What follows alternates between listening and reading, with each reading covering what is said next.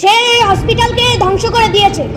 যেই রাতে ফিলিস্তিনের হসপিটাল ধ্বংস করতে পারে, হে যুবক, সেই রাতে তুমি কিভাবে 31st নাইট পালন করো?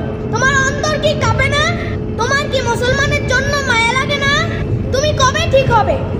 তুমি কবে ইহুদের ভেষ ছাড়বে? তোমার অন্তরে কি মায়া লাগে না? হে যুবক, তুমি কিভাবে পারো? যেখানে মুসলমানের বুকের উপরে বোমার পরে বোমা মারতেছে, তুমি সেই দিনটাকে কিভাবে আনন্দ উদযাপন করতে পারো তুমি?